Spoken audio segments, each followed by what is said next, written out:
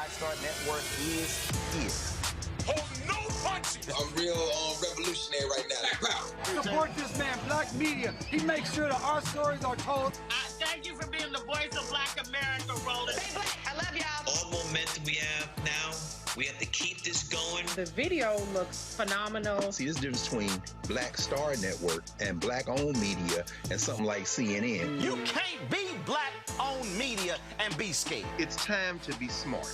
Bring your eyeballs home. You dig?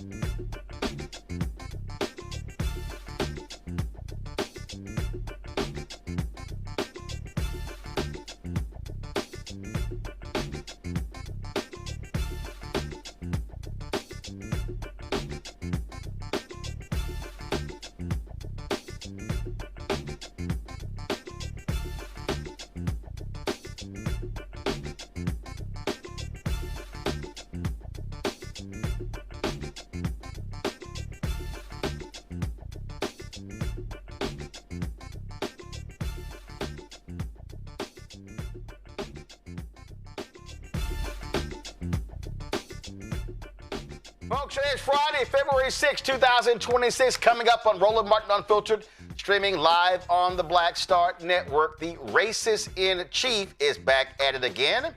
Donald Trump posts a flat-out racist video that depicts President Barack Obama, First Lady Michelle Obama, as monkeys. Republicans and Democrats blast him before he takes it down. Yeah, you know, we got lots to talk about. Virginia's governor has signed into law a bill passed by the state House and Senate where Democrats will create 10 Democratic congressional districts and 1 Republican congressional district. Plus, in Philadelphia, they are suing Donald Trump for following the National Park Service's decision to dismantle a long-established slavery-related exhibit at Independence National Historical Park, which includes the former residence of course, slaveholder George Washington. We'll speak with the civil rights attorney who is involved in this case. And the International Olympic Committee has forced Haiti to remove an image of revolutionary leader Toussaint Louverture from their Winter Olympics uniform. However, the designer has retained an image of his horse as a reminder of the slave revolt he led against France. Tonight's book club interview, I'll interview the author of 5 Bullets, the story of Bernie Goetz. The book covers a 1984 shooting on a New York City subway that thrust Bernard Goetz into the national spotlight for shooting 4 black teenagers whom he claimed were trying to rob him. It's time to bring the funk. Now, Roland Martin Unfiltered on the Black Star Network. Let's go. He's got it. Whatever the miss, he's on it. Whatever it is, he's got the scoop, the fact, the find. And when it breaks, he's right on time and it's rolling. Best believe he's knowing. Putting it down from sports to news to politics. With entertainment just for kicks, he's rolling. It's on go, roll, y'all. It's Roland Martin, yeah. Rolling with Roland now. He's funk, he's fresh, he's real, the best, you know he's Roland Martin now.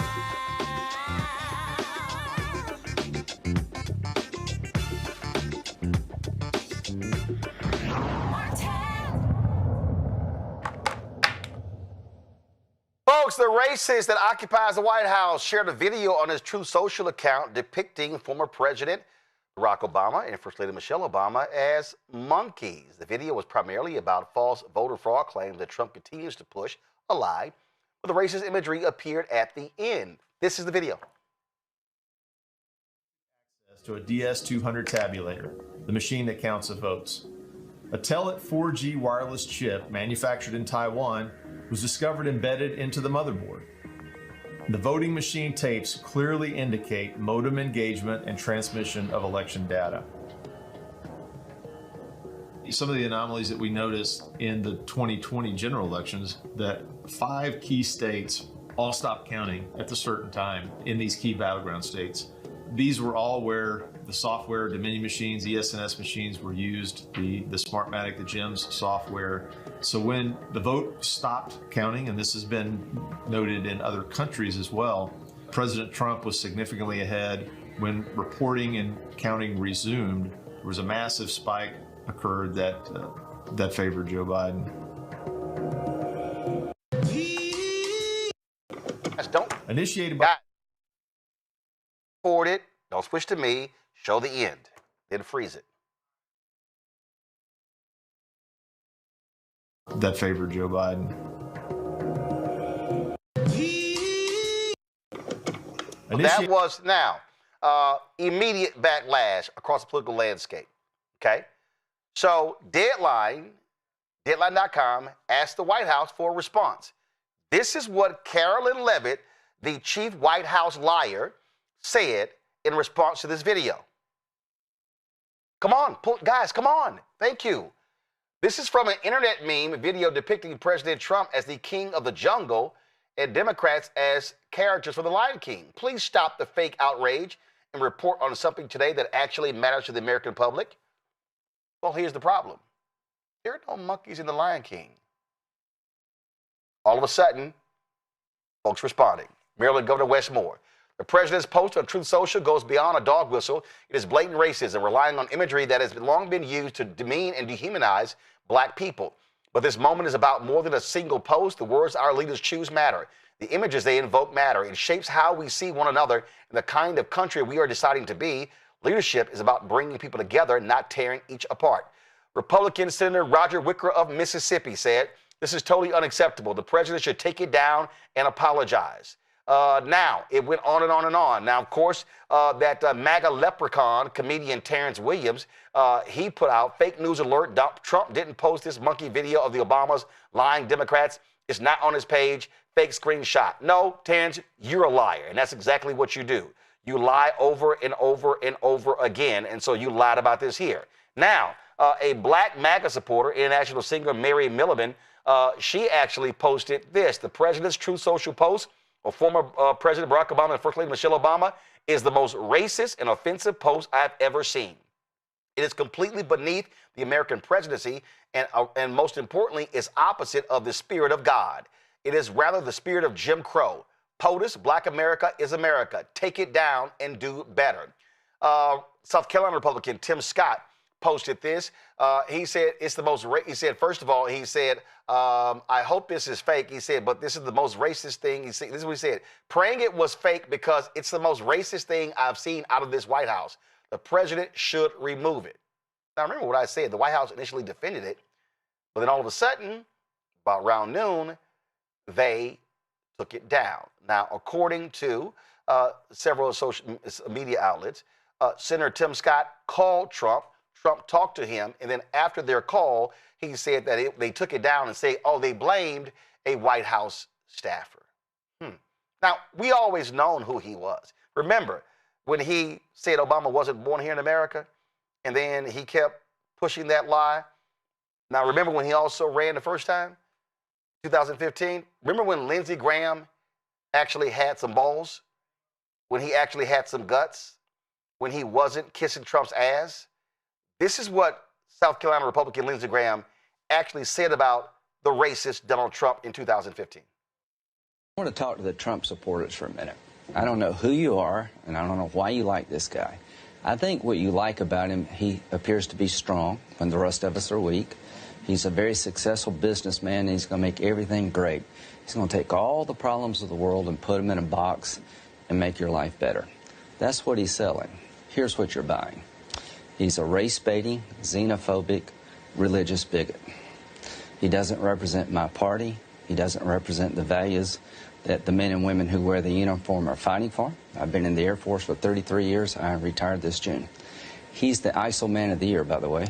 He just got back from Iraq a week ago this Monday. I know. We interviewed you live from there. You were with Senator John McCain, and you were going into Iraq to get a status report. What were they saying there about all of this? The military leadership and the diplomatic corps. Now, we have young men and women in harm's way all over the world, particularly in the Mideast. They were concerned about this rhetoric because the enemy will use it against us. So what was a concern last week has to be DEFCON 4 this week. Because what Mr. Trump is doing, and I don't think he has a clue about anything, he's just trying to get his numbers up and get the biggest reaction he can. He's putting our soldiers and diplomats at risk. He's empowering the enemy. And this ban, if it's actually enacted, would take people who have been interpreters, who came to our side in Iraq and Afghanistan, who are under siege in their own countries, and basically becomes a death sentence for them. Now, that's when Lindsey Graham wasn't an ass kisser. He's a total ass kisser right now. This is Republican Senator John Curtis of Nebraska. The post was blatantly racist and inexcusable. It should never have been posted or left published for so long. Again, this is a Republican here. This is Republican Mike Turner, who's running for the U.S. Senate in Michigan. I do not feel the need to respond to every inflammatory statement made by the White House. Right there, that says a whole lot. However, the release of racist images of former President Barack and First Lady Michelle Obama is offensive, heartbreaking, and unacceptable. President Trump should apologize. So he goes further. He's saying don't just delete, he should apologize.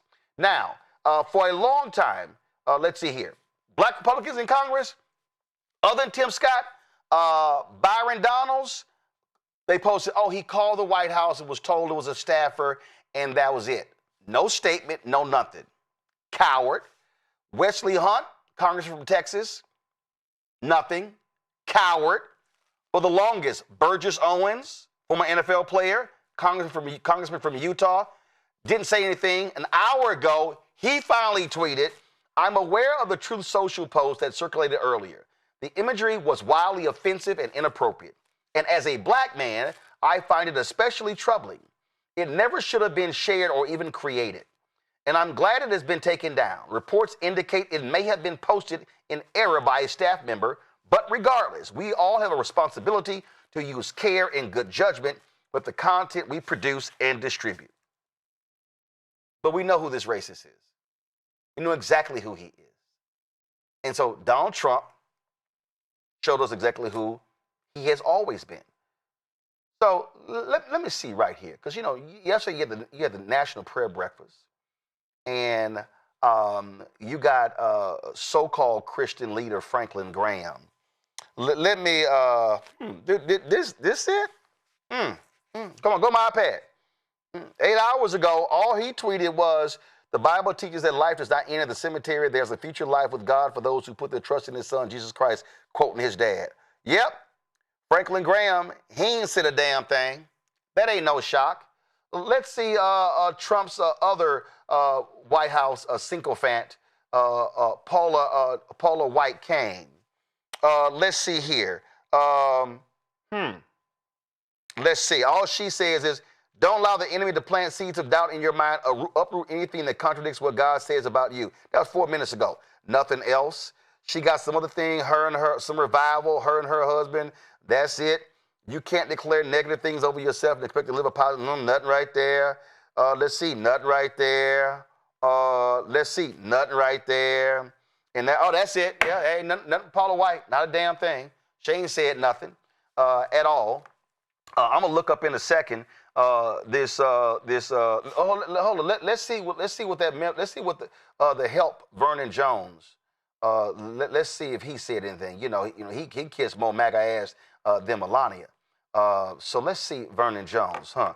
He probably let's see. His Twitter feed, nothing. He talking about. Come on, go, guys. Can you please switch? Thank you. Go 8 hours ago, nothing. So yeah, Vern ain't said nothing. So that's no shock right there. I could pull up a whole bunch of other these Negroes, these MAGA Negroes, ain't said nothing. Dinesh D'Souza, Indian American, he actually laughed it off. Let me show you what this fool said. This fool actually said, let's see here. In context, this is both amusing and harmless. We're not in the mood to fall for another race hoax from the left. Well, Dinesh, if it's a race hoax, why did they admit that it was posted by, and it was a fault of a White House staffer? See, this is what happens when you kiss so much MAGA ass. You defend their bullshit, and even when they did it, you look like a damn fool. Candace Kelly, legal analyst and host of Not All Hood, South Orange, New Jersey, joins us. Ashley Etienne, former communications director for Vice President Kamala Harris and Speaker Nancy Pelosi, joins from D.C. And also joining us, Matt Manning, civil rights attorney out of Corpus Christi. Glad to have all three of y'all here. Here's the thing here. I'm going to start with you, Ashley. Donald Trump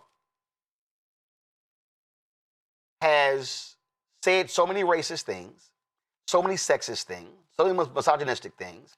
He's been uncouth. He has been despicable. He showed us yesterday completely not like a Christian speaking at the National Prayer Breakfast. But MAGA says, doesn't matter. We have no problem.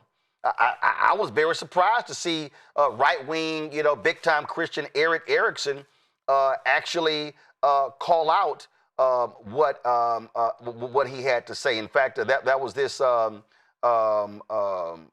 was his one tweet. He posted FFS. Which, for fuck's sakes, that's what that means. And he was just like, really? And so he's been criticizing others who've been responding. But see, here's the deal, Ashley. All this other stuff beforehand, Eric would often say, well, I voted for Trump because he was better than whatever option they had. And that right there for Trump is like, I can do whatever I want. I can keep employing racists. I can keep employing people who admitted have a Nazi streak, Paul Ingratia. He still is employing that Nazi-loving ICE attorney in Dallas. Donald Trump has said, no more rules, no repercussions. If you're racist and sexist, guess what? it's good. It's all good in the hood. We all good right here. You can do whatever you want in the MAGA neighborhood. Absolutely. And not only has it been sanctioned by the MAGA wing of the Republican Party, but it's also been to a degree sanctioned by the Supreme Court and almost every institution up and down, up and down and across America. And I think that's the part that's sad. I mean, I don't have any faith or any hope in any of these white Christians. Remember, Christianity sanctioned slavery for and the subjugation of women and Black people. And brown people. So I don't have much faith in that. But here's the way I sort of see this is that Donald Trump has this really sick obsession with the Obamas. And it's really become a pattern of escalation. To your point, it started out with birtherism, but then it escalated to the point of Trump saying that Obama committed treason. And just this past weekend, he tweeted out that Obama should be jailed, that he should be arrested. So that's really what we're seeing. And so, it's one thing for people to object to this image, which that everyone's justified, obviously, in objecting to it. But it's these other things that I think are sort of going under the radar that are really even more problematic for me, especially when you look at what's happening on Capitol Hill. They're going to be taking potentially a vote to hold Clinton in contempt, which would open the door to go after Barack Obama for any of these things that Donald Trump has falsely accused him of. So really, it's really the pattern of escalation that really concerns me most as it relates to the former president. Well, it's real simple, Candace. He's jealous as hell of Obama. He hates the fact that America and the world loved Obama. He hates the crowd sizes. He hates everything that he received. Donald Trump is such a narcissistic asshole. He wants adulation. This fool literally has said to New York City, put my name on Penn Station. And what's the other? There's two things he said. Oh, Dulles Airport. Put my name on Dulles Airport. Put my name on Penn Station, or I'm not sending y'all the money. Yeah. And let's add to that I can be in New York City and I can shoot anybody that I want in Times Square. But just like was spoken, it really is the escalation of things that are going on. And when you said that, this has to do with just a lot of jealousy and the fact that there's this obsession with the Obamas, lest we forget becoming, and the fact that becoming Black women across America, people of color, put her back on Netflix at the time where Melania was supposed to be in the spotlight. That did not make them happen. And I don't think that we should forget the timing of that and the fact that it is now in the kids section of Netflix. So when we look at all of this, we also have to look at the fact that this particular video had to do with voting. This is another obsession that he has. So he's got all these obsessions. It's like he is thinking about it night after night, and then he posts whatever he wants to blame it on someone as if it was some type of mistake. Now, we all know that sometimes you do not post directly. You have a mechanism or a platform where it can be posted. But to blame this on someone, you don't have that much oversight over your feed where somebody could actually have created a mistake. We do not believe this. I am unshocked. This is not something that is surprising. And this is something that he is doing just across the board in terms of making sure that Black folks are dehumanized and Black folks are put in a place that is lesser than, so that he can continue to just, hit the beat to his base. That's what I see going on here. Before I go to Matt, this is what House Democrat leader Hakeem Jeffries had to say. This disgusting video posted by the so-called president was done intentionally. Donald Trump and his vile, racist, and malignant behavior. This guy is an unhinged bottom feeder. President Obama and Michelle Obama are brilliant, caring, and patriotic Americans. They represent the best of this country. It's time for John Thune, Mike Johnson, and Republicans to denounce this serial fraudster who's sitting at 1600 Pennsylvania Avenue pretending to be the President of the United States. Yeah, Matt, he did say F Donald Trump. Wasn't that a song that Nipsey Hussle was on? Well, go ahead. Well, and he also air traffic controlled. I love Jeffries, but he's funny when he talks. But in any event, you got to really suspend disbelief to think this was a staffer I think what Ashley and Candace have said have already covered most of the bases here. But what really frustrates me immensely about this is Trump has already created this environment where he foments this kind of hate among, the MAGA base across the country. So you might as well just say it with your chest and go ahead and accept it. But the BS excuse that it was some staffer, you didn't catch it before it went out. I saw one rationalization on social media where they said this was a part of a larger parody of The Lion King. I think you said that earlier. But here's the thing. I have been under a rock your entire life to not understand that the depiction of Black Americans as apes is a very long, super racist trope. So the idea that somehow you didn't catch that, or the idea that maybe this was an errant posting, is complete BS. And I don't understand why at this point, with all the other things you've already espoused in that racist White House, why don't you just say this with your chest and admit this is what it is? And I'm glad there are some people calling it out, but what I don't like is the equivocation, where there are people saying, well, other presidents have said things they shouldn't say, or otherwise softening it. This is per se racist. It is blatant racism against people we know you hate. You've hated since before you got into office, and there's no way to rationalize this whatsoever. So I think you should just accept it if you're Trump at this point. But we know it's BS, and we know some staffer didn't post it. We know he posted it to get the exact reaction that is, been responded to.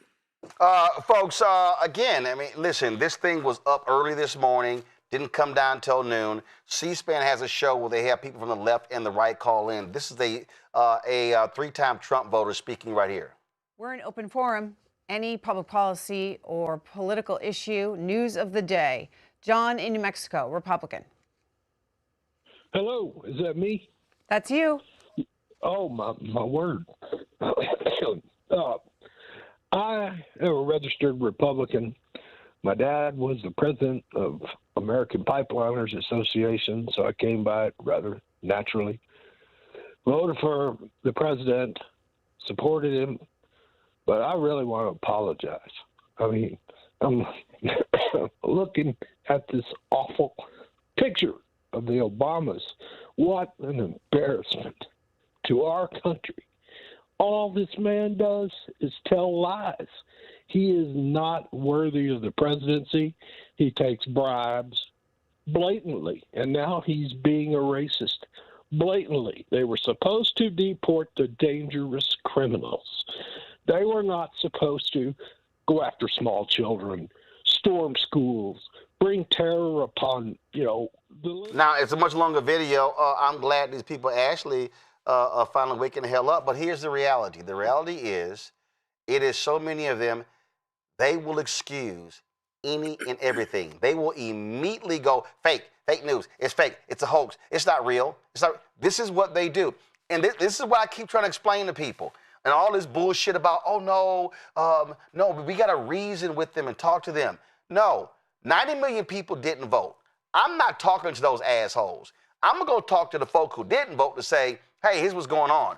The only way you shut these people down, because the House Republicans, they ain't got no guts. The House Republicans, the House Senate, they ain't got no guts. Sorry, the Senate Republicans ain't got no guts. The way you shut them down, you have to literally vote these people out. And that means take their asses out at the ballot box in November in the House and the Senate. You can't deal with the White House until 2028, but you can strip his ass of power in the House and the Senate.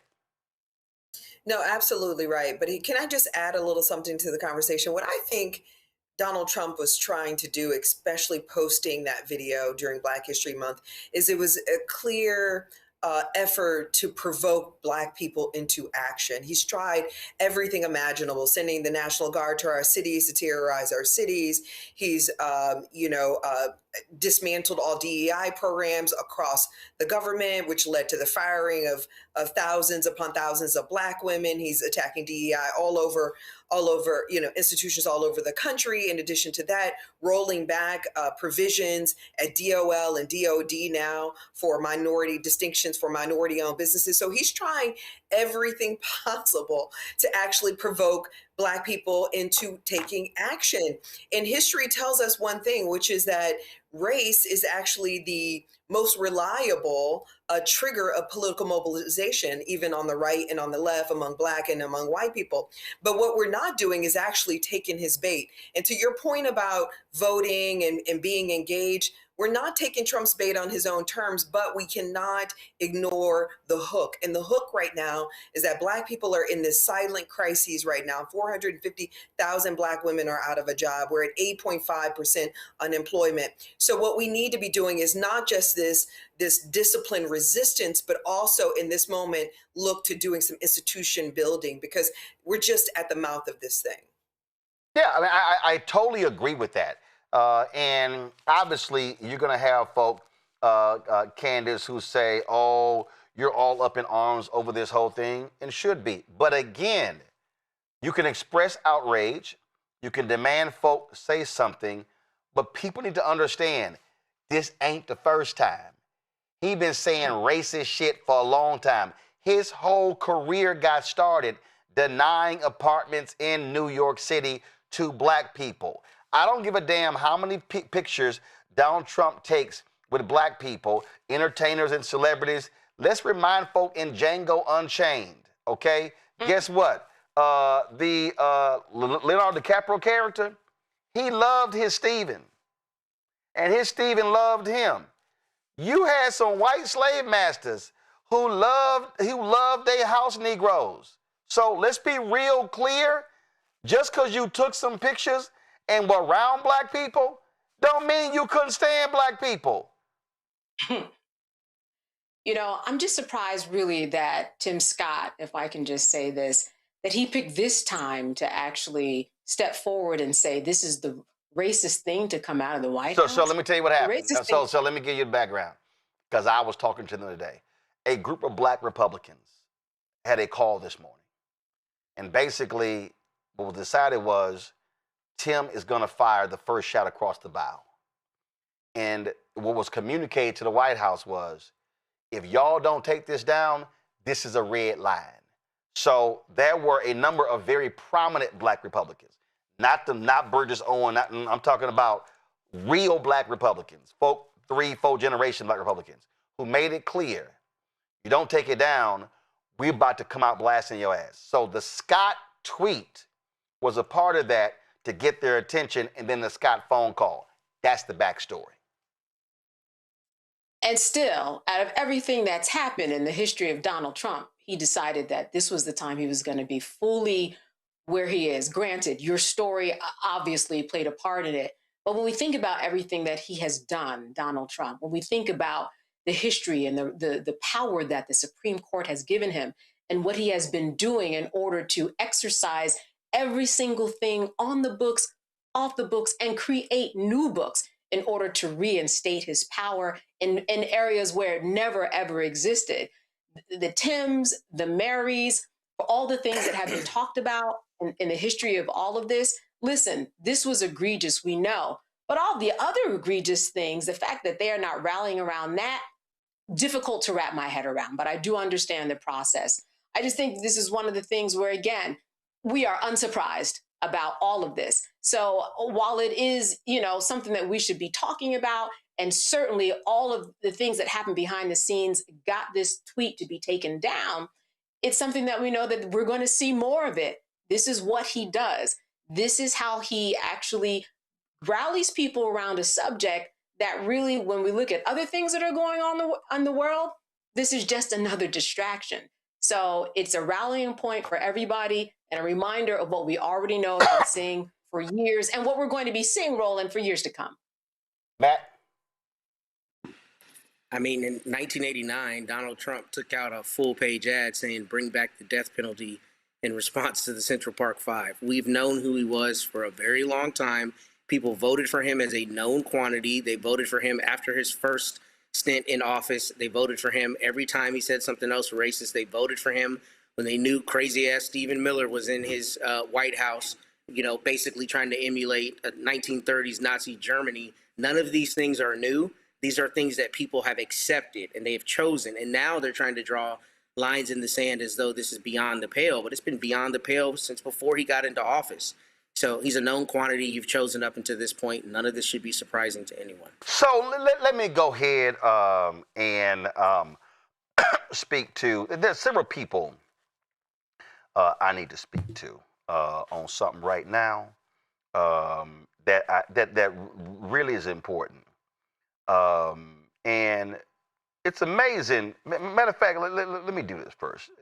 Have any of y'all? Let's see what that member of the Help, Lorenzo Sewell. You know, the fool who gave that awful damn sermon, the awful damn prayer. Let's see here. I'm checking his Twitter feed. I don't see anything. So let me go on here and go over the threads. See, that's that little short, other little MAGA leprechaun who Trump came to his church, and he's been kissing MAGA ass ever since. Yeah, Lorenzo Sewell. Let me see what he said.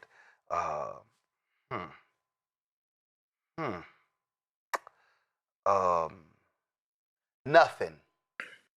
See, it's amazing that, and it's the same little fool who yesterday said, Polar spoke the truth today. This is the National Prayer Breakfast.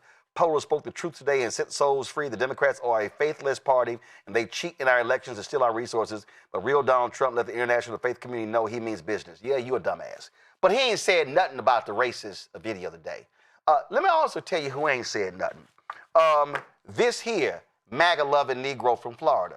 Go ahead and go to my iPad. This is Bishop Kevin Kobaris. Or is it Kelvin? Let's see, is it Kevin or yeah, it's Kelvin. Kelvin Kobaris. Okay, now you might have seen him at the White House. He's been at the White House and he's been at the faith stuff, praying with Trump, praying over Trump, and all this sort of stuff along those lines, and doing that. But you know what? His ass silent on social media today. Oh, I mean, so right, if I sit here and let's see here, this is his Twitter feed. Now go back. Okay, so yeah, you get all the I'm prepping the checklist with Paula White for tonight's special Easter dinner with the president. I see that. Oh, I see the video of him. Oh yeah, this is him talking in front of the White House. Yeah, I see you, Kelvin. This is him, other videos, and he's sitting here. Oh, so he is a Trump-loving Negro. That's him with Paula White again. There he is again. That's right. Oh, with Franklin Graham and all of them.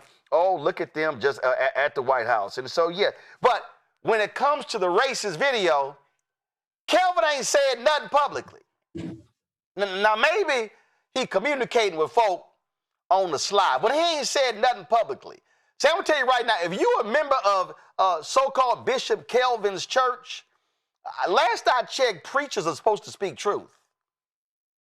But he's silent. Because see, this is what happens when you trying to stay in a big house. See, when you trying to stay in a big house and not get sent to the fields, then what you have to do is do the bidding of Massa.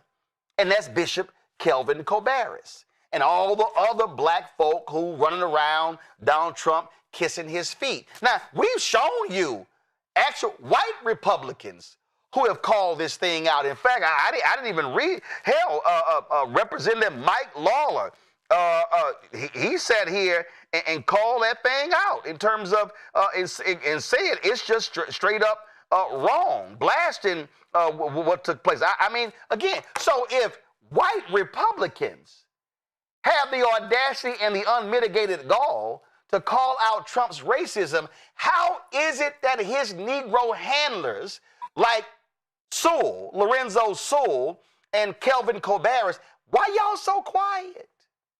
See, I love it when y'all put on y'all little social media that you're truth tellers. What about this truth? What about the lying? I mean, I would think, like, Lorenzo Sewell so stupid. Donald Trump yesterday at the prayer breakfast took credit for a prisoner being released by the Sudanese. That happened under Obama. Oh, but Sewell said Trump was speaking truth and setting the captives free. I guess for Lorenzo Sewell, a lying occupant of the White House is Christian-like. But see, this is part of the problem. Part of the problem is when you have these soulless Negroes, S-O-U-L-L-E-S-S, who are afraid to say what's right. Now, again, I done smacked Senator Tim Scott on many occasions, But at least I'll give him the credit for putting him on blast publicly and then telling him personally that what he put out was racist and wrong. And then all of a sudden, he took it down. But you got to be really awful at what you do to be a black, to be a so-called preacher, to be a black preacher, and for you to be silent in the face of racism. But then again, when your focus is doing the MAGA dance, then again, when your focus is to keep getting your invitations and then them allowing you to say a prayer in front of the other crazy, deranged, white, right-wing evangelicals, see, now we understand. And so, don't please, during Black History Month, I don't want to hear any of you so-called black preachers who kiss more MAGA ass than Melania saying anything, because you clearly have made it perfectly clear that you won't speak truth to power, that you are happy being in the back of the bus saying, yes, sir, no, sir, what you need, sir? Can I get you some water, sir? Can I shine your shoes, sir? That's what you're doing. And so, Bishop Kelvin Corbaris, if you truly are a man of God, what you got to say? Oh, I'm sorry, I don't hear anything because your trifling ass is silent. I'll be right back.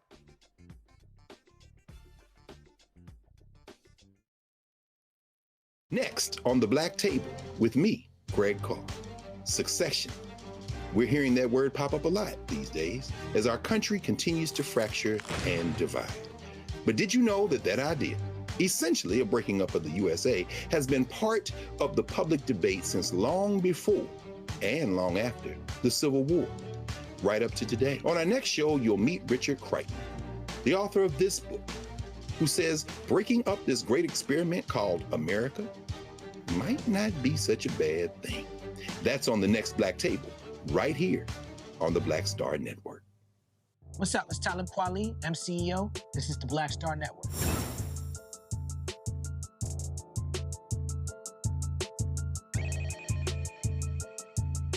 Wants to whitewash American history. America celebrating the 250th anniversary this year. And so what are they doing? They are doing all they can to remove any references to the racists and the slave owners and the bigots and all the other realities of American history, because in their eyes, let's just say, no, they have been great and wonderful and amazing patriots.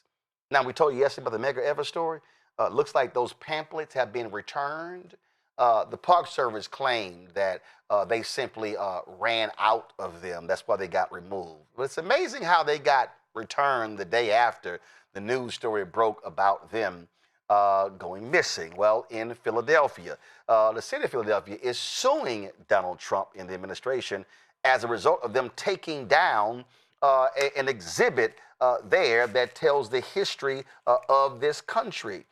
When it comes to, and the real truth as it relates to Independence House. See, they thought that the black mayor and the black folks in Philadelphia were somehow going to just roll over and take this, but I think they actually forgot the history of black people in Philadelphia, the history of Negroes. Back then they called them colored folk who resisted and who were free black people, just so people understand the history of black folks in Philadelphia. And so this monument, the President's House, it was the home to slave-holding George Washington and also President John Adams. And so they have been hiding this information. It's now being taken down. But one of the folks who's been kicking butt, taking names, is attorney and civil rights activist Michael Cord. He was granted access to the secret location where the federal government has stored the Freedom and Slavery in the Making of a New Nation exhibit. He joins us right now. Michael, glad to have you here. So give folks an update as to where we are. Philadelphia is suing. What is the administration saying? Is it plan to keep this thing private, or is it going to get returned to its rightful place? Well, first of all, Roland, I really appreciate being on your show. And I'm going to try to be cool and composed, but I feel like a groupie around you. Like I want to ask for your autograph. I'm going to try to be as cool and composed as possible. And I really mean that. You and I have a mutual friend, Dr. Greg Kamathi Carr. Yes, sir. And any friend of his is a great friend of mine. So I mean what I say about you and your show. You're the blackest guy on TV and radio. Having said that, it's a long, convoluted story, but I'll give you the 1 minute, 2 minute version. It goes like this. Back in 2002, a group of angry black folks in Philadelphia, we formed an organization called Avenging the Ancestors Coalition, ATAC. And we did that 24 years ago, Roland, because we found out in 2002 that the Liberty Bell Center, which was at 5th and Market, was going to move 1 block west to 6th and Market.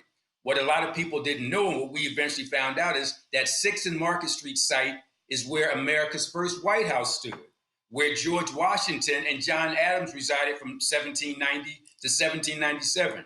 I'll fast forward by saying we then found out that George Washington, among the 316 African descendants he had enslaved at his Mount Vernon, Virginia plantation, he enslaved 9 of them in Philadelphia at America's first White House. So this group that I founded, ATTAC, ATAC, Avenging the Ancestors Coalition, we protested, we demonstrated, we organized, we rallied. And for 8 years, Roland, from 2002 until 2010, 8 solid years, on December 15, 2010, we cut the ribbon for the grand opening of the first, I repeat, the first slavery memorial of its kind on federal property in the history of the United States of America. Never happened before.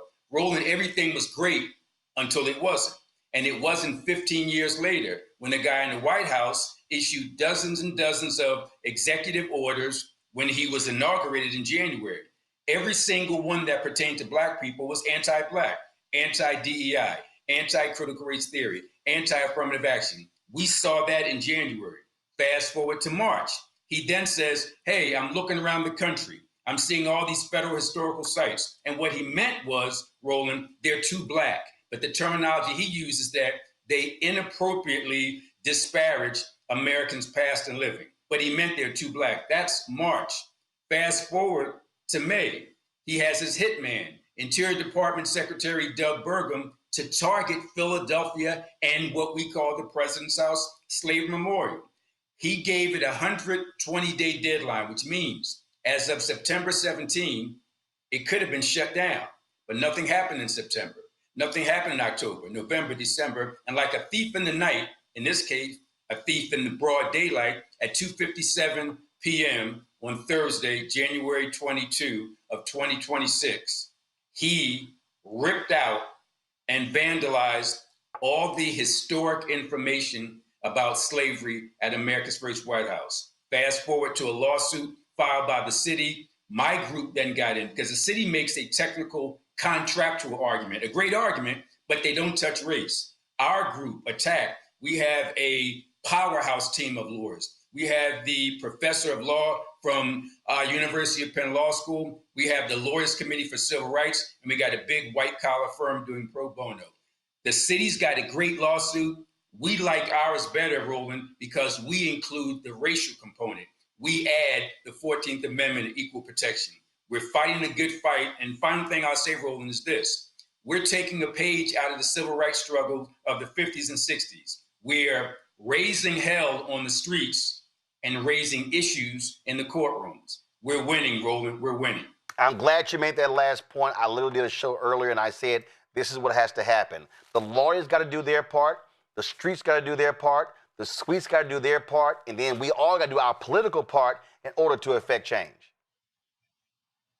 Absolutely. That's the only way it's going to work. Every time there's been movement for black people in America, it wasn't just the activists. It wasn't just the lawyers. It was them coming together. And that's what we're doing. And Roland, we got a big rally, a citywide rally where we're basically shutting down the biggest street in Philadelphia, Market Street, this coming Tuesday, February 10 at 3:30, a mega massive rally. And we have 3 goals, Roland. 1 is to restore the site.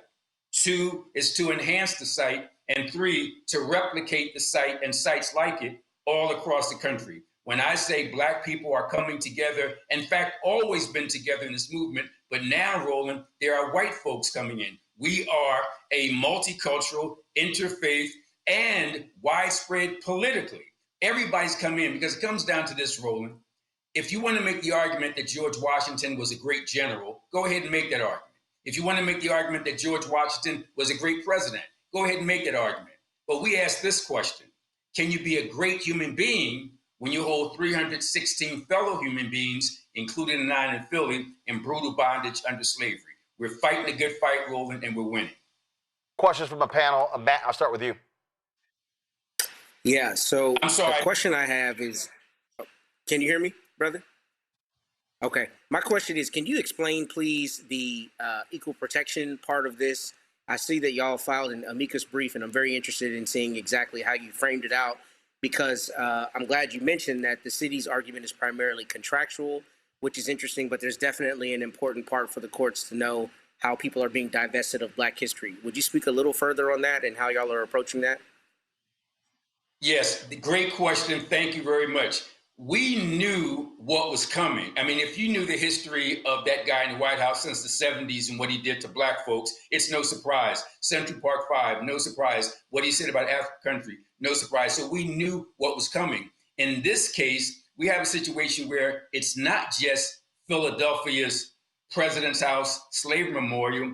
The first incident of an attack on these type of sites was, we've all seen the picture of Whipped Peter, also known as Gordon, the Black man with all the scars from the whipping on his back. That was taken out of a historical site in Alabama. So we knew what was coming. So this is not just a one-shot deal. What this guy in the White House wants to do is he wants to erase the history of America. He wants people to think that America was this nation shining on a hill. It is not. It's a nation that has the blood, sweat, and tears of my ancestors. Many people try to make the argument that America is a great country. America is a prosperous country. It's only quote unquote great or prosperous because for 246 years, 1619 to 1865, the blood, sweat, and tears of my ancestors, your ancestors, Roland ancestors, all of our ancestors built this country. So I want people to understand that this thing in Philly is not the first attack on American history. It's one of many, unless we stand up and fight back. And you notice I said an attack on American history, because we're not going to pigeonhole ourselves and say, oh, he's attacking Black history. Yeah, he's doing that. But what he's doing at America's first White House is an attack on American history. That's why whites, Blacks, liberals, conservatives, Democrats, Republicans, we all got to come together and save American history. Candace? First of all, thank you for all of your work. I mean, you've been planting those seeds for years, and it's grown something really beautiful. I understand that the judge in this case is going to go down and visit the 34 panels that are in storage, as well as visit the site. And I'm wondering, what do you think her goal is in doing that you really can't figure out otherwise? I mean, I don't know her goal of visiting that she can't figure out by sitting in her chair on the bench, quite frankly. Excellent question. And I got to say that Roland, based on your question, is going to scoop this, because I've never shared with any TV station yet. And I've done several interviews, numerous interviews, and nobody asked that question you just asked. Here's what happened. We were in court last Friday, federal court, and the city was making its argument, our attorneys making their argument. And at one point during the arguments, the judge said to the government attorneys, hey, what is the condition of the items that were taken from the President's House Slave Memorial? And the government attorney, he was weaseling and not giving a direct answer. And very rarely do I give Republican appointees credit for anything. But this judge, Judge Ruth, R-U-F-E, was appointed by Bush. And I was pleasantly surprised at how she was grilling the Trump administration lawyers. And when she didn't get a direct answer from him as to the condition, that Friday she said, I want to go on Monday and actually see them, because she's saying, I'm seeing and hearing rumors that it might be damaged, might not be damaged. I want to see them. Long story short, that was the hearing on Friday. The lawyers were supposed to meet with the judge at 10 o'clock that Monday at the National Constitution Center, because we found out rather cryptically where they were. The first thing the judge said to the government attorneys, where are the interpretive panels? His answer was, they're on the grounds of the National Constitution Center. The judge says, what does that mean? Are they inside? Are they outside? On the shed? Where? And we got this convoluted answer that the 34 interpretive panels were thrown onto a pickup truck, driven about 2.5, 3 blocks away, and placed on the grounds of the National Constitution Center. What that means is, and we never knew this before, the federal government owns part of the land where the National Constitution Center exists. The National Constitution Center does not own that. So the federal government has its little place where it put them. Now, you notice I said its little place because we were sworn to secrecy. For security reasons, the judge asked all the lawyers not to disclose exactly where we went to see them. But I can say it is on the grounds of the National Constitution Center. We saw all 34, and the best way to describe the condition is like this. Imagine somebody taking the Liberty Bell and throwing it in Uncle Joe's garage. That's what we had. We had these 34 interpretive panels. I'd say 20 were ceramic and glass, and the remainder was metal. The ceramic glass could have easily and still could be destroyed. They're leaning up against a cement wall and on a cement floor. And the metallic interpretive panels are beginning to bow and bend. It's total disrespect.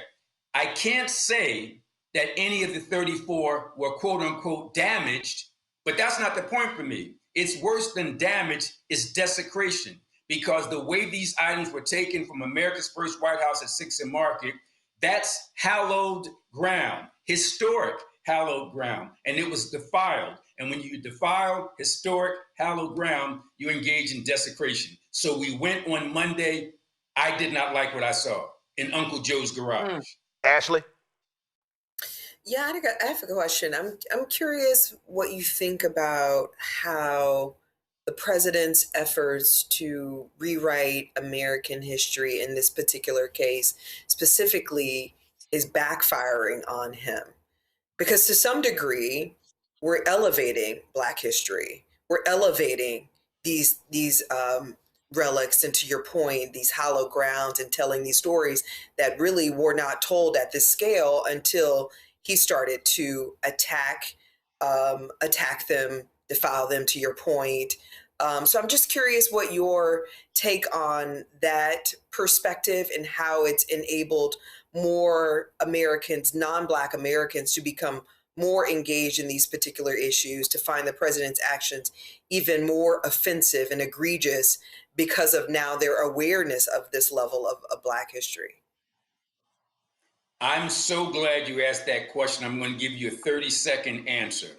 The way I describe it is that the guy in the White House poked a sleeping bear.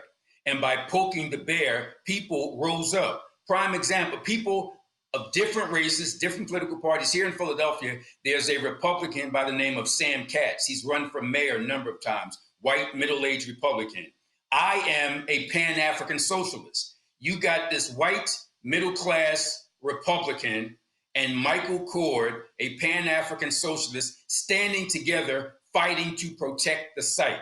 So what the guy in the White House did, he brought disparate parties together to build a bigger, stronger argument. Had he ignored the site, nobody would be talking about it. So in a warped kind of way, I'm glad he did what he did, because it woke the sleeping bear, and now we're roaring. All right, then. Well, look, great job. Again, this is the kind of action that we need, putting pressure on these folks, letting them know that we're not playing around. And again, for all the people who don't understand this, this also requires us to be maximizing our vote. I went to Philadelphia 2 or 3 times during the 2024 presidential race. When you look at the polling numbers, there was a lot of our folks who stayed home on the couch, and now folk realize that that was not a good idea. And look, I'm very clear. Ain't no perfect candidates. Ain't nobody who I agree with everything, and they somehow are these great, amazing people. But what I can say is I know what our world would look like if Kamala Harris was sitting in the Oval Office and not this corrupt thug And so this is what our folk have to understand when it comes to the House, when it comes to the Senate, when it comes to the governor's mansion. And there's no better way to show these folks our power than to bounce their ass out of office. I got to tell you, Roland, thank you. And I thank the other two, all three of you. You made some great comments, asked some great questions. If I can, Roland, we're encouraging people to go to our Instagram site. Go to President House, Save Our President House. So if you go to social media, if you go to Instagram, just type in Pres House Coalition, Pres House Coalition, or hashtag Tell the Truth. We encourage folks to join with us. We're not just a Philadelphia-based group. We're all across the country. Go to Instagram, Pres, P-R-E-S, House Coalition, and you'll find out everything we're doing, and we hope you all join the battle. And I want to thank all three of you, especially Roland. And Roland, I need that autograph. We'll definitely make that happen. And y'all, they have 314 followers on the Instagram page. It's PRESHOUSCCOALITION. I want to see them have at least 1,000. So matter of fact, it's 4,000 of y'all watching live right now. So we should easily get them to 1,000 followers on Instagram. So make that happen before I end the show. Doc, I appreciate it. Thanks a lot. Thank you very much. All right, folks, let's talk about Virginia, where the voters will soon have an opportunity. Well, they may have an opportunity to decide new congressional maps. This morning, Governor Abigail Spanberger signed into law a bill that was passed by the Virginia House and Senate, led by Democrats. It establishes a new congressional map, 10 Democrats, 1 Republican. Now, Republicans are suing, saying that map, they did not follow the proper process. The Virginia State Supreme Court, they're going to be hearing that particular case. This is what Spanberger said this morning. The fourth and final one is the redistricting amendment. This is the work of the legislature. It's recognizing that Virginia has the opportunity and the responsibility to be responsive in the face of efforts across the country to change maps, that Virginia is moving forward with this temporary and responsive effort to redistrict. Now, I know there's many press in the room. There are multiple steps. This is the one that will enable us to move forward with this referendum.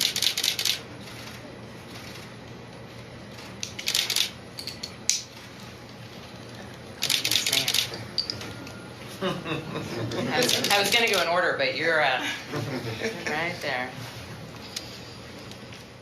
I dare say that was kind of wise of her to hand that pen, Ashley, first to Yo Sarah, that dealt to Louise Lucas, because she was the one who made it clear we're going to get 10-1. And when you're the most powerful person in the Senate, you often get your way. Yeah, you get your pin first. Exactly. And it's always the deltas, I will tell you, that are leading. This is all, of course, obviously exciting news, but, there's still some legal hurdles that have to be overcome. We've seen where the Supreme Court just recently sanctioned or allowed the map in California. So that's incredibly promising. There's still questions about whether or not my favorite governor, Wes Moore, will do the same in Maryland. And part of this is in response, obviously, to the Republicans' efforts to rig the next election. I mean, the president, if we talk about patterns, I started our conversation with patterns. The president has a pattern of trying to cheat elections and steal elections from the American people. And so this is in a response to this, to that. And so kudos to Democrats and kudos to the governor for actually taking this decisive action, not shrinking in the face of the president's efforts, again, to rig and cheat the next election. Candace. Well, listen, this is what happens when you vote the right person into a position of power. It also speaks to a lot of things that are going around in terms of the country and how the president wants to nationalize elections and put everything under his purview. We saw what happened in Georgia. We saw what happened in Fulton County. So this is a great reminder, as you have always reminded people, that you got to get to the polls to vote in order to make things happen. This also speaks just to the power of those who are in power, the power of the pen, how quickly she was able to do this and make this happen and answer to her constituents. This is what happens when you go to the polls and make things happen. Matt, you can't sit home, otherwise those folks who have sat home they're the ones who ultimately vote for whoever is in the power. Matt?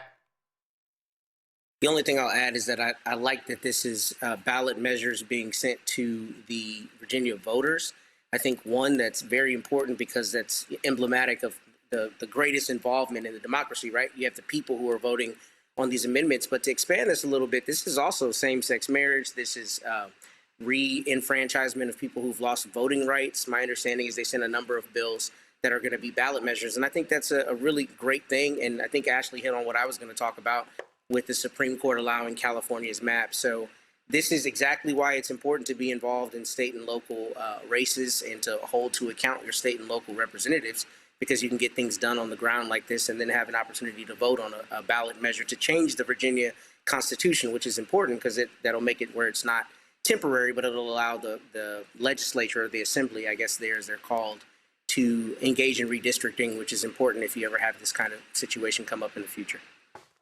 Absolutely. All right, y'all. Haiti's story of resistance nearly didn't make it to the Winter Olympics, but an Italian-Haitian designer found a way to keep it alive. A month before the Winter Olympics, Haiti's plan to feature a painting of revolutionary leader Toussaint Louverture riding a red horse on its team uniforms was blocked by the International Olympic Committee for violating its rule against political propaganda on uniforms. In response, the Italian-Haitian designer Stella Jean and her team hand-painted a new design, removing Louverture, but keeping the verdant scenery and his charging red horse. Haiti's two-athlete team will compete wearing them, sending a message of resilience and national pride on the Olympic stage. I'm just curious, Matt, do you think if the Americans had George Washington on a horse on their uniforms, the IOC would do the same? No, they absolutely wouldn't. They would call it history and they would lionize it.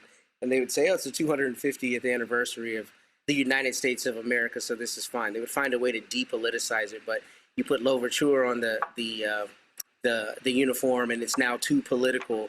I wish they would have put him and Duddy Boukman on there and just go full on, right? Particularly because of how important the Haitian Revolution is to the rest of the Western world getting rid of slavery. But in any event, I think it's BS. But, I'm glad they were able to salvage part of it. But he should have been able to stay on. And, I mean, my goodness, this is the leader of the country. How in the hell first of all, how the hell can anybody say that it's too political, Ashley? The Olympics is all political.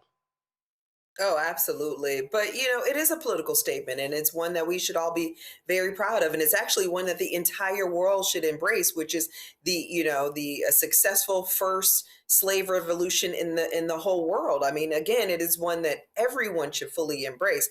But the reality is this, even without the general on the horse, it is still an equally as powerful, if not more powerful statement, because now more people are actually engaged in the image itself, the meaning of the image, the general and the general's history. Whereas before, I think if the general were on and no one were to object to it, I'm not so sure we would be talking about this, or anyone would be talking about this all over the world. So, again, it gets back to my point, whenever hatred sort of rises up, it always backfires in the long run. And that's what we're seeing happen even with this one, that it's actually backfiring and it's forcing even more people to engage in Haitian history, Western, history and global history in a lot of ways that they probably wouldn't have before. And by the way, it's stunning.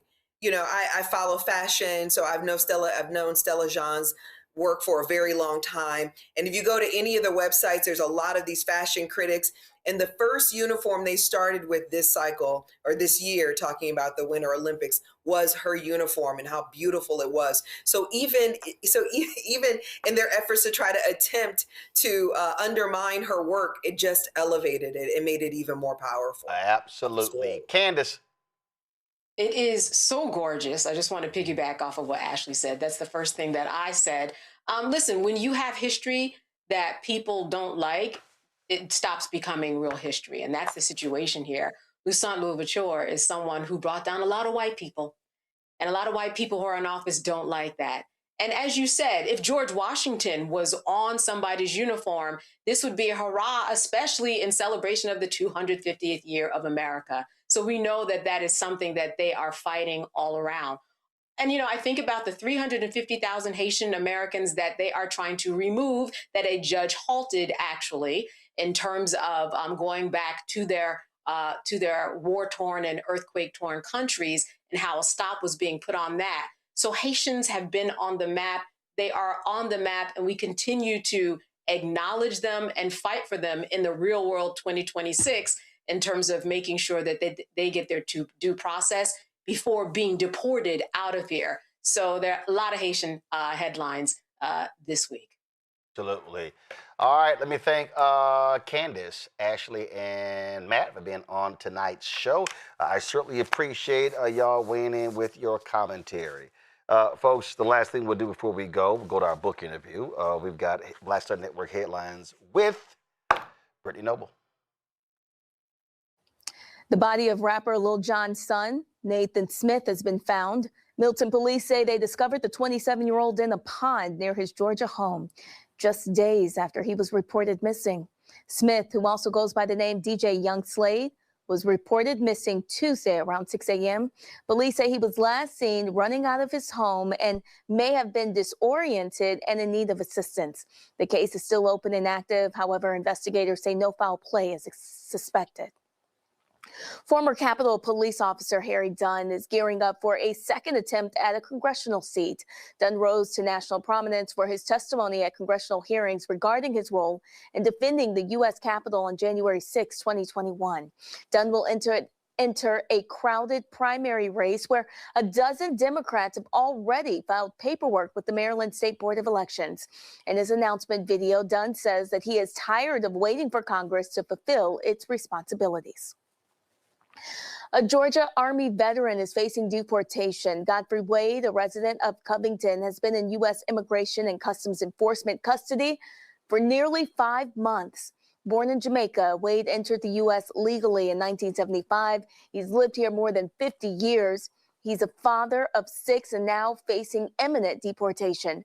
On September 13th, Wade was pulled over in Conyers for failing to use a turn signal. He was arrested for driving without a license. Following his arrest, ICE detained him due to a 2014 removal order related to a bounce check in 2007 and a simple assault charge in 2006. Wade's attorneys is currently appealing the denial of his emergency stay of removal. Members of Congress from both parties have written to the Department of Homeland Security, urging them to reopen Wade's case. If DHS does not intervene, Wade could be deported within days. The Trump administration is moving to sharply limit opportunities for immigrants with deportation orders to appeal their cases under a new policy. Under the proposed changes, immigrants would have 10 days to file an appeal, down from the current 30-day window. The policy posted by the U.S. Department of Justice in the Federal Register Thursday would revise multiple immigration rules, changes that advocates say could make it nearly impossible for many immigrants to challenge deportation orders. Immigration advocates are calling the move an illegal attempt to strip immigrants of due process rights. The administration argues the changes are needed to reduce a backlog of more than 200,000 immigration appeals cases. Onyx Impact, a nonprofit organization dedicated to combating digital disinformation that targets Black communities, has launched a $500,000 campaign called Invest in Black Media. The high-profile arrest of journalists Georgia Fort and Don Lemon partly inspired this year-long initiative. As part of the campaign, Onyx Impact has partnered with the National Association of Black Journalists for a special Black History Month matching effort. They're pledging to match contributions up to $100,000 for the NABJ Jubilee Endowment Campaign. Donors can visit NABJ's main donation page, where every gift will be doubled and directly invested in the future of Black journalism. This initiative builds on the more than $1 million that Onyx Impact has invested in Black media over the past 2 years. It's Super Bowl weekend. Tennessee Democratic State Representative Justin Jones delivered what he described as a public service announcement to the Republicans on the State House floor regarding the Super Bowl halftime shows. Jones wanted to remind conservatives concerned about the highly anticipated show that there's a clear distinction between Bad Bunny and Kid Rock, who is headlining the All-American Alternative Super Bowl halftime show. Roland? All right, Brittany, I appreciate it, folks. That is it. Coming up next, we got a great book interview dealing with the Bernie Getz trial. You don't want to miss this conversation. Don't forget, y'all support the work that we do by joining our Bring the Funk fan club. Support this show and this network, Contribute via Cash App using the Stripe QR code. You see it right here. Click the Cash App Pay button to contribute. Also, if you want to do checks and money order, make it payable to Roland Martin Unfiltered, P.O. Box 57196, Washington, D.C., 2003 7-0196. PayPal's R Martin Unfiltered, Venmo's RM Unfiltered, Zelle Roland at RolandSMartin.com, Roland at RolandMartinUnfiltered.com. Be sure to download the Black Star Network app, Apple phone, Android phone, Apple TV, Android TV, Roku, Amazon Fire TV, Xbox One, Samsung Smart TV. Be sure to get our Roland Martin Unfiltered swag by going to shopblackstarnetwork.com, shopblackstarnetwork.com. Go there. You can also support the Black-owned products that we have there as well. And so please support our businesses. Again, go to the marketplace at shopblackstarnetwork.com. And don't forget, download the app Fanbase and make that thing possible. Download it and follow me at Roland S. Martin on Fanbase. Folks, that's it. I'm going to see y'all on Monday. Here he is, Roland's Book Club.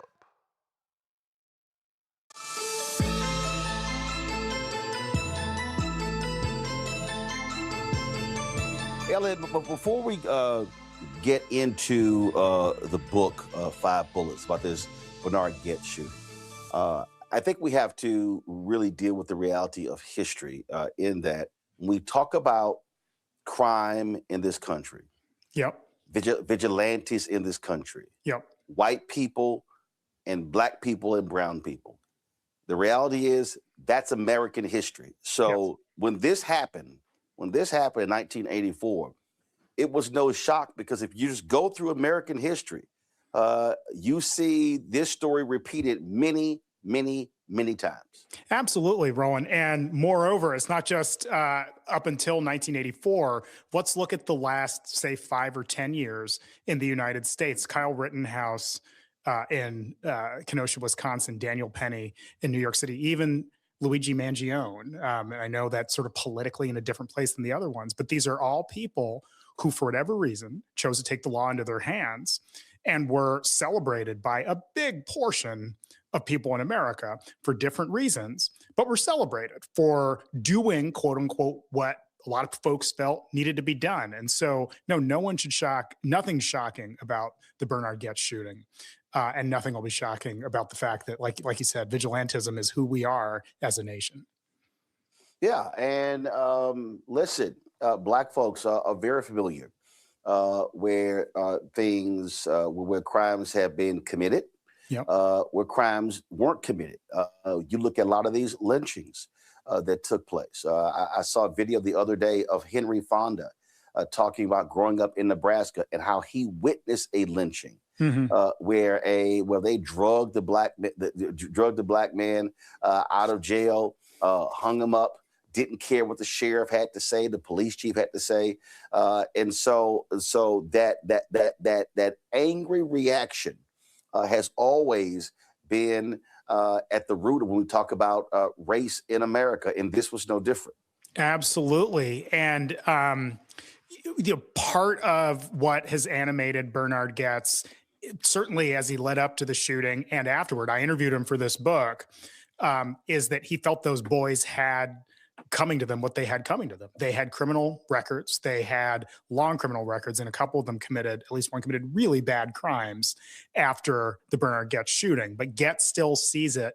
He even reached out to me through a reporter saying, look, if you don't talk about these boys' criminal histories, this story, your book can't possibly be fair. Well, it actually can. The mere fact that someone has done something wrong doesn't entitle anyone to engage in open season on them. And Goetz, in his mind, really seems to think that because these boys from the hood in the Bronx had rocky histories, therefore they sort of brought their fate onto them. And that's just a common thinking throughout America, yeah.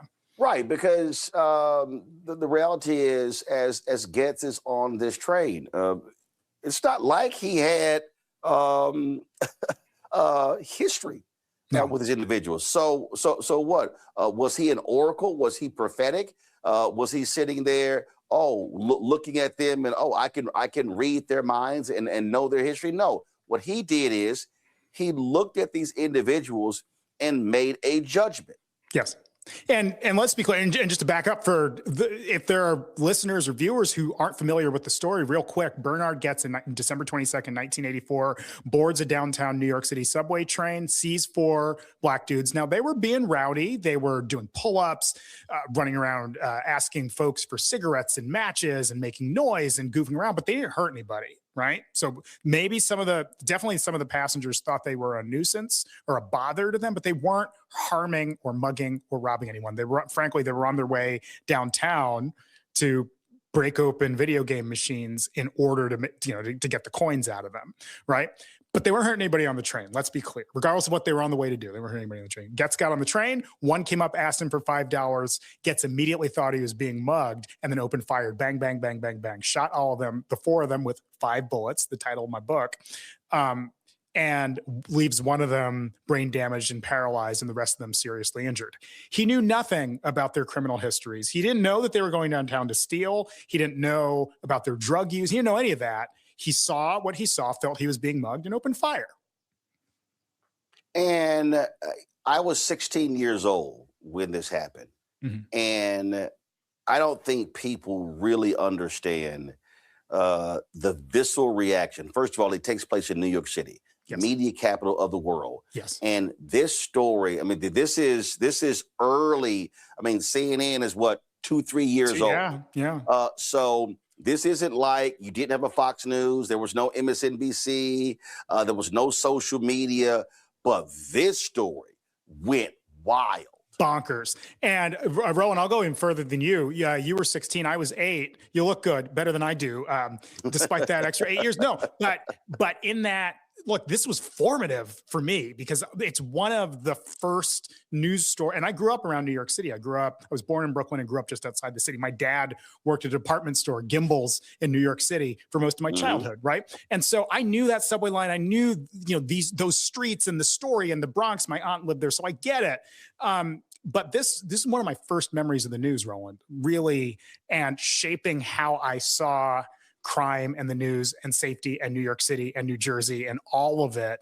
And like you said, it was seismic. This took over the world. Now, we didn't have CNN in the sense that we have it today as a sort of 24-hour entity, or Fox or MSNBC for a bunch of time later. What New York did have was tabloids, and it had the Daily News, the New York Post, Newsday, and some smaller ones. And the big one was the New York Post. Rupert Murdoch had just bought it and was shifting it toward crime, scare, and sensation stories. He sort of was a tabloid journalist at the time, or a tabloid media mogul, and really wanted to shift the New York Post into, wow, we're going to make people scared, in effect, because when people are scared, they buy more news, then they get more scared, and they buy more news. And when that's their only outlet for taking in, and the headlines are, thugs are here, you're all in danger, the city is burning, it got in people's heads, and it absolutely affected people. I would even say perhaps even more than some of the television stuff we see today. Yeah, and when we talk about these tabloids, we're talking. I mean, if we go back to the truly wild days of William Randolph Hearst and tabloids. I mean, it was a race. If people don't understand the history of tabloids, especially New York City, it was all about what was salacious, what was the screaming headlines, and yes, the issue of race. Yes, that's what defined these tabloids. So if you go back to the late 1800s and early 1900s, you're talking about you had 20 and 30 plus newspapers that were fighting and vying for the attention of people and the pennies of people. And all of a sudden, yes, when Murdoch comes along, it was literal war. It was, I would dare say, I will call it media warfare. No doubt. That was playing out. Who can be the most grimy, the most grisly, the most salacious, the most racist? And in America, this is just very simple. When you put race and crime together, what you are driving is fear. Fear. And, you're hitting every one of the major topics of the book, 5 bullets. So, Roland, so thank you so much. So number one, I have, you mentioned William Randolph Hearst. I have a line in the book about William Randolph Hearst's adage, if it bleeds, it leads. Ultimately, there you go. if it bleeds, if it involves violence or scares or crime or whatever else, it'll work as a news story. And I talk about that. I have a whole chapter in the book 5 Bullets about the purchase of the New York Post and everything that did, which was just a few years before the Bernard Goetz story, everything that did to just hype New York City up and create an arms race between the Daily News and the New York Post about who can be the scariest and freak people out the most. It's really a big thing and a big sort of part of this book. And crime was the motivator. And, dog whistle racism, because they didn't put black people are out to mug you, but it was a lot of winking and nodding and playing off of the racial fears of people around the city, particularly white folks in outer boroughs. If you know New York City, sort of the outer parts of Queens and Brooklyn and even the Bronx, sort of, Archie Bunker from All in the Family. He's from Queens, right? And that's the kind of folk that were sort of a big, vocal, politically active community in New York City. And a lot of sort of political action, but also media action was designed to rile those folks up and keep them buying newspapers. And so, and a portion, not a big part of the book 5 Bullets really gets into why that was and how that helped turbocharge this Bernard Goetz story. And it's also important where not the backdrop, it's really the crime scene. You also are talking about at a time when New York City then was not New York City now. When you talk Times Square then did not look like Times Square now. And so what was feeding this also is a city that was run amok, a city that was seedy, that was grimy, that was nasty, that was on the downfall. And a lot of that language also was a result of white saying, look at this, look at how the city has turned with those people who have come in. And they were talking about black people. They were talking about Latinos. They were talking about Dominicans. They were talking about Puerto Ricans. That's what they were talking about. And so what you had class warfare, you had race warfare going on, and when these 5 bullets are fired, it was all of a sudden it was basically a mushroom cloud, and we know with a mushroom cloud there's fallout far beyond the strike zone, and that's exactly what happened with this Bernard Goetz shooting. That was massive fallout that went from New York City to the New York region to America, and yes, around the world. We'll talk about this being about whether we want to say it was about black people or not. And it's complicated. Bernard Goetz was scared on the train. Look, the homicide rate in New York was anywhere from 1,700 and 2,000 homicides a year, which, look, real talk, that's 4 times or 5 times what the homicide rate is now. Like, y'all who think New York City is all labradoodles and glassy skyscrapers just don't remember the 1980s. It was rough. It was dirty. It was gritty. It was being bailed out by seeking bailouts from the federal government, firing teachers and police officers and sanitation workers, which actually hurt the black community because so many black folks were sanitation workers and police officers. And so everything was really rough in New York City. Now, about it being about black people and blaming crime for it, Bernard Goetz is kicked off his co-op board at one point a few years before. Y'all, if you got kids here, cover your ears because it's about to get raw. He says, we can't clean this neighborhood up until we get the spics and niggers out.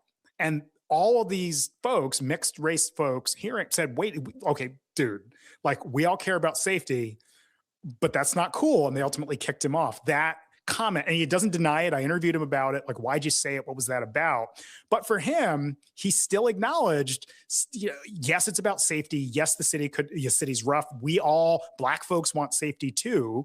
But whether he admits it or not, it's about black people, at least in part.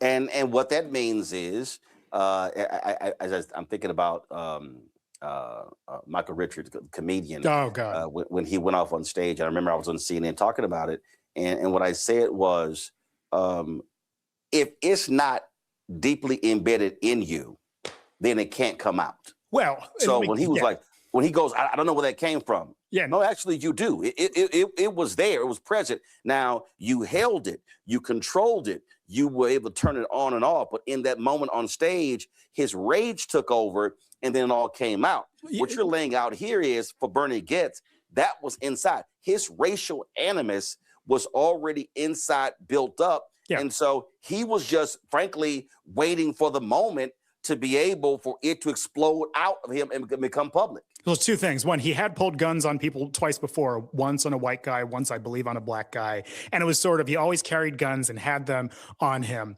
So, it was a matter of when, not if, number one. Number two, on this Michael Richards point, I was saying about my book, but let's just, the Michael Richards, it's really interesting because I heard echoes of the Michael Richards story in interviewing people about Bernie Getz for the book 5 Bullets, because a lot of people, including himself, went right to, that's not who he is, that's not what's in his heart, that's not who he is, and it's just not. That line kept coming up again and again. And when I asked him about it, he said, well, I was high on weed and angel dust that night, and I wasn't really, I was loose. And part of me, and I put this in the book, well, if you're high on weed and angel dust, that's lowering your inhibitions, dude. That's saying what's really on your mind, not making you hallucinate and make things up. And so, yeah, it is who you are. It is who all of us are. And this idea that people get overtaken by passion or fury and start saying things that really aren't them is just not true. I think the first step, Roland, to healing is the admission that, look, everybody's got problematic views and behaviors and racism in them.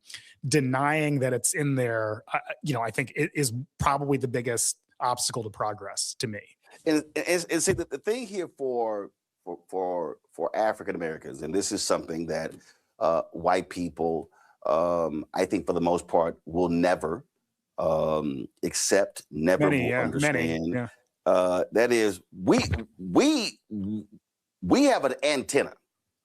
We have been raised to have a racial antenna. Oh yeah. And our sixth sense is real clear in terms of judgments made about us. Oh yeah. And the thing here for me is, their criminal past, for me, is irrelevant to this particular point. 100%. In this moment, what he does is, all he sees are several individuals, and he sees skin color. Oh, I see their actions. This is what they're going to do. Yeah. So I'm ready to fire. And that justification for so many whites at that time, and even present day, it's as I watch what's happening right now with ICE on the streets. Yeah. As I watch what's happening, this notion that, oh, you look like a crook. And so for African Americans and others, this moment here, this thing played out in law offices. It played out in engineering firms, because it was the presupposition. It was, I have made a judgment about you. I know nothing about you. I know there's nothing, but all I see is this, and you ain't no good.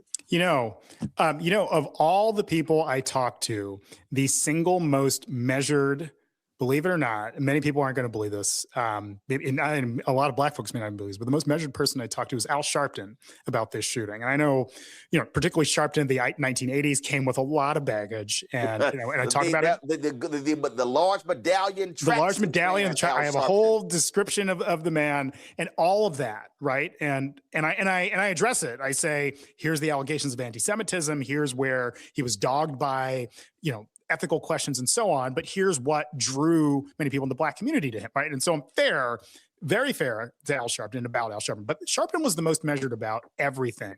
Sharpton and one of the detectives, because Sharpton said to me, look, and he said it back in 1985 too at a press conference. He says, this is not about these boys. If these boys broke the law, I am not here to protect these boys. I am not here to whitewash their criminal records. If they did bad things, they should go to jail too. Sharpton said it. You can check the transcript of the 1985 press conference in front of Bernie Getz's house. But this isn't about their criminal records. This is about what someone is allowed to do when he purports to be afraid.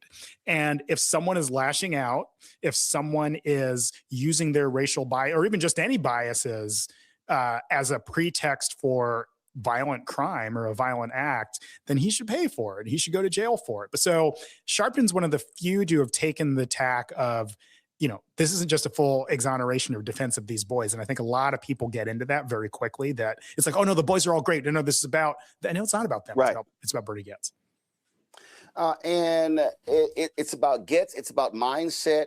And it's also about the notion that you have no problem of actually killing somebody. Even though these individuals were not murdered, one was paralyzed, the reality is they could have been. It's called just loss of life. And so when you see this notion of self-defense, I dare say, and I think it goes, even this happened before him, but when you start talking about Alec and stand your ground, a lot of that, frankly, is born out of the Bernie Getz mindset. Which now we have these stand your ground laws where, I can look at you and make it just, I now fear for my life. What was always the get out of jail free card for cops, I fear for my life, and now transferred to everybody. Yeah. So a couple of things. I have a chapter in the book, 5 Bullets, that folks should check out about the rise of the NRA. And it's interesting. The NRA really was Boy Scouts and clay shooting with grandpa for most of its existence, for 100, however long it was, up until. First of all, people have no idea that there now are two NRAs. Oh yeah. There's the NRA that has rifle training, things along those lines, what you just described. Yeah. Then it's that other NRA that we all know about. Yeah, and that first NRA was the NRA until about 1977. The organization gets taken over by the activists, and they moved into Second Amendment advocacy and used the Bernie Getz case to their sort of great, they finally had a poster boy. He was perfect for what the NRA said. He's this white guy in glasses, clapping back against the violence and disorder of New York City. This was the guy for them until they realized he was a little bit off, and then they sort of backed away a little bit, but they were really into it. So that's one. And two, Roland, you raised an interesting point about self-defense, and something that I do get into in 5 Bullets is this idea when people, white and black, were suspicious of, this rush to support Bernard Getz, a lot of commentators, white and black ones, said, do people really know what it means to kill?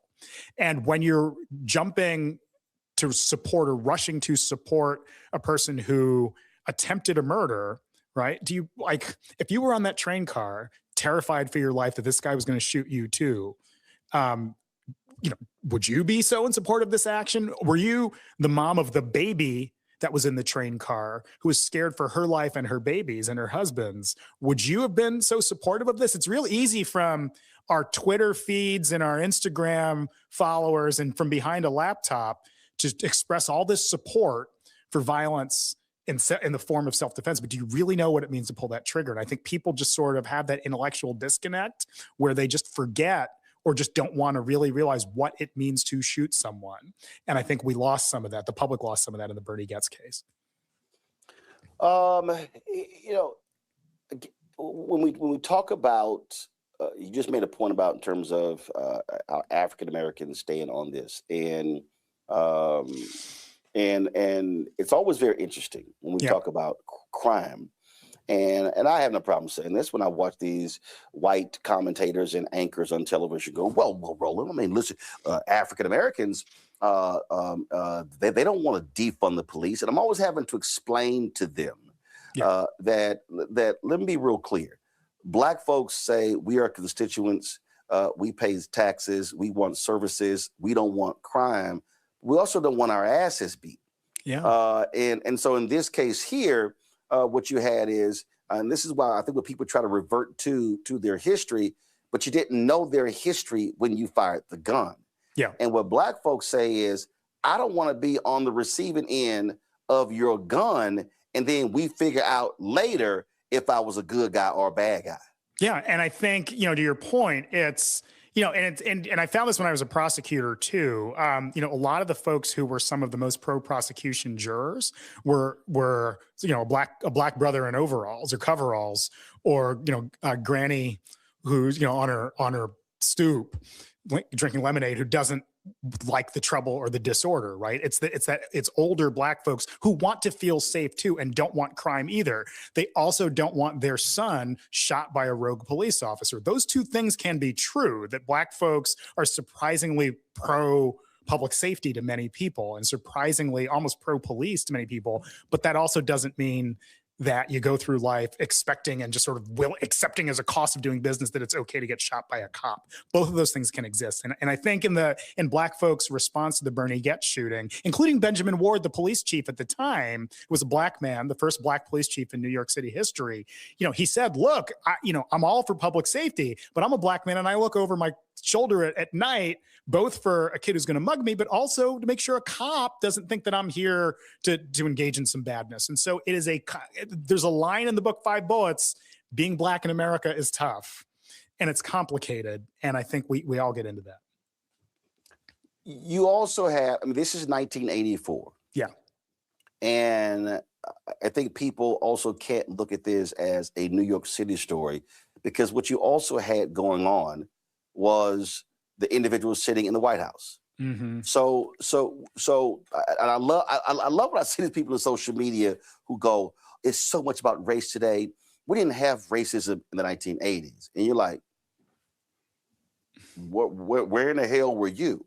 And so you also had the situation of Reagan in the White House. Yeah. And the policies of Reagan. Yeah. The racial policies of Reagan. Yeah. And this was at the heart of this. How I see this book, and you talk about race, vigilantism, self-defense. Yep. But I would say it has to be all caps, 60 font race, because when we talk about race, we're talking about mental. We're talking about perceptions. We're talking about y'all don't belong here. And that's the thing I think so many people, a lot of our white colleagues don't understand how deep this thing goes when we talk about race and what has been taught, what has been learned, the feelings. And I always say when we have these conversations,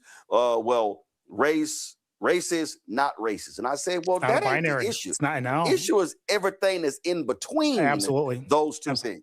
It's, you don't have to be shooting a fire hose with dogs chasing black folks down, shouting the N-word to have done something that was racially suspect or problematic. I'm not going to call it racist, but it's not as simple as people think, black and white, literally. A couple things. So Reagan does come up in the book 5 Bullets a little bit, only to set the stage for, the kind of backdrop and the things that you and I are talking about today, Roland. But a few places where it came up, one, obviously cutting public housing funding and support, which had a drastic impact on black folks in cities in America.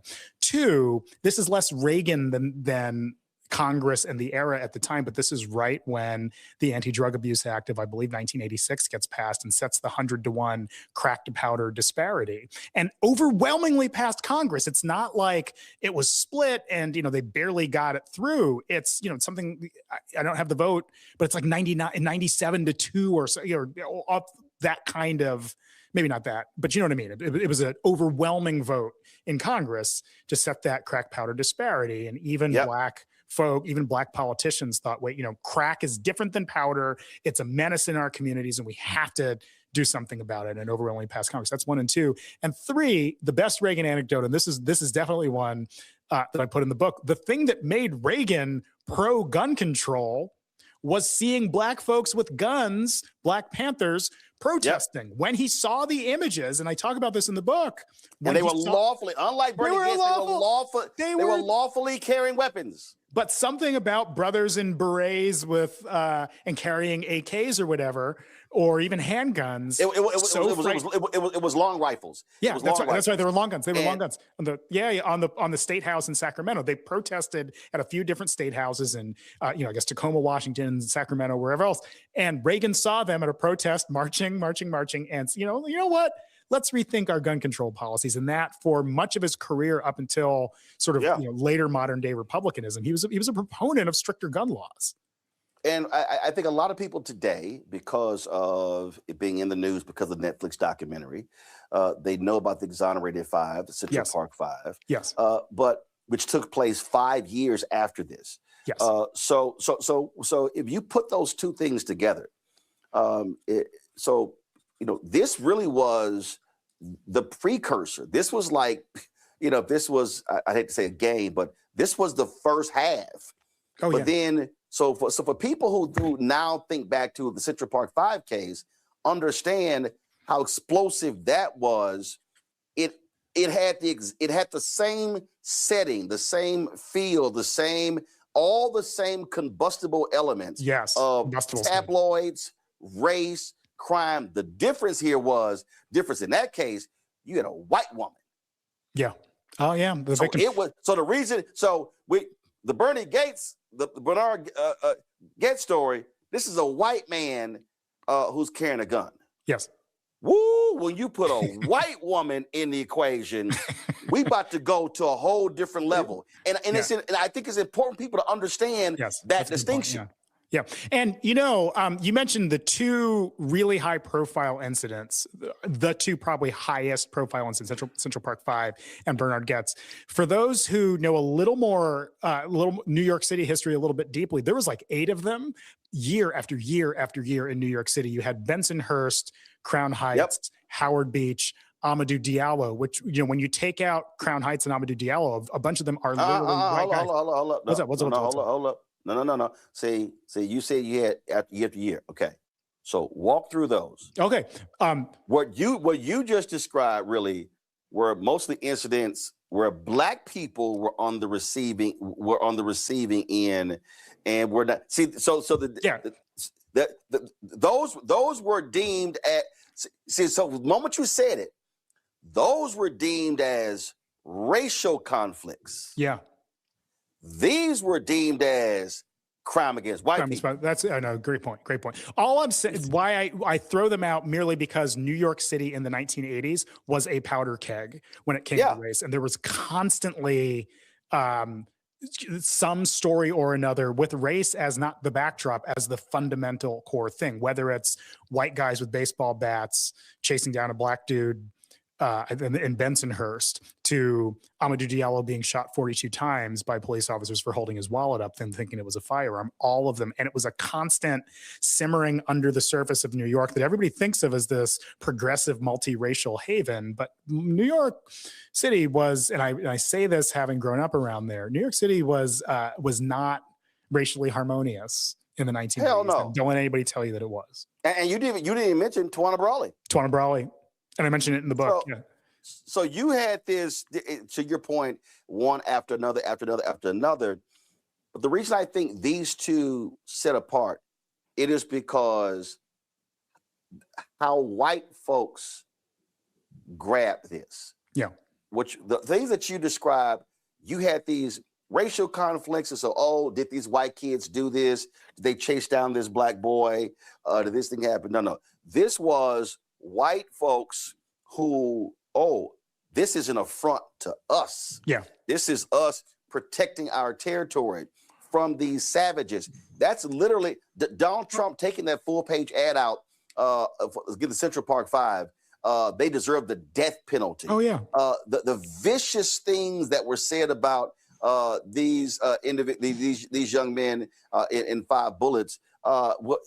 It's what they made out as if these were 5 serial killers who were on the loose in New York City, no doubt, who deserved to be taken down by this righteous man, Bernie Goetz. No doubt. That was basically the short view of so many folks. And there's a quote from Alphonse D'Amato, a longtime senator for New York, the guy Chuck Schumer ultimately ended up beating in 1998. But Alphonse D'Amato saying, we are under siege. We are under attack in this city, and we the city. And when he said "we," who was he talking about? Like he didn't say, but I think the implication was clear. At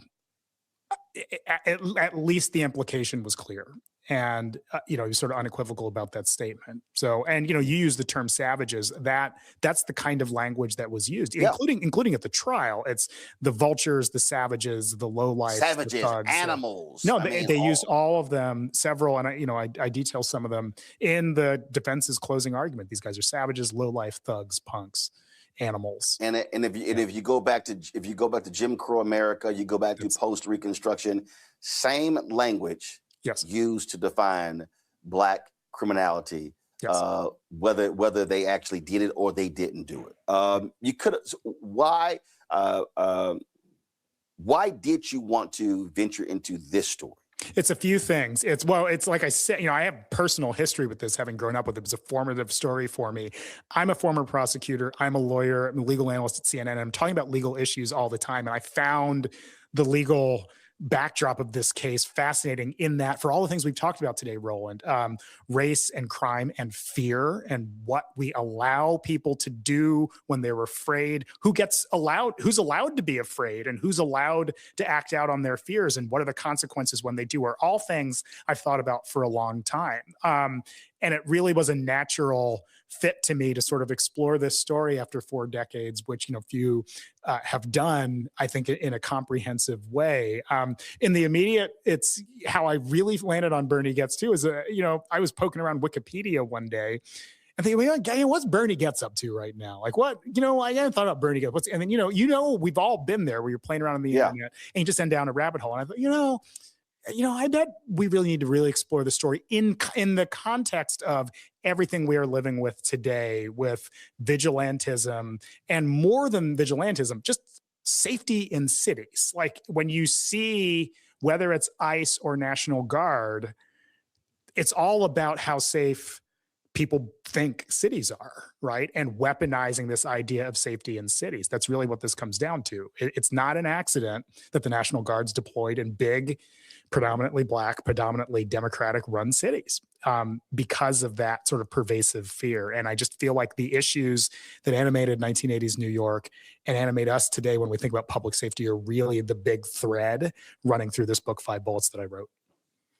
I ask all authors this question, and I'll pose it to you. Yes, sir. And that is, in your writing, in your research, in your interviews, what was the wow moment? What was the thing that caused you to go, oh my God, I can't believe this person said this. I came across this. There's a couple, but they all come in my interview with Bernard Getz. He said, he said to me when I asked him, so tell me, did you feel you committed a public service when he never used those words. Those were my words, but it was fair to ask the question, do you think you committed a public service? And he said, those guys needed shooting, for starters. That's not why I shot them, but they needed shooting. He had made this moral judgment, and my wife, who was in the next room, she could hear through because I was on speakerphone or whatever, and her jaw, just hearing him say that. And there's other stuff that he said to me too. It's vulgar. I don't know how vulgar you want me to be here, but one of them was pretty vulgar. Some of the things. Go. Can I say it? My show's unfiltered. So no, don't worry about it. Go. So one was those guys needed shooting. That's why I shot them.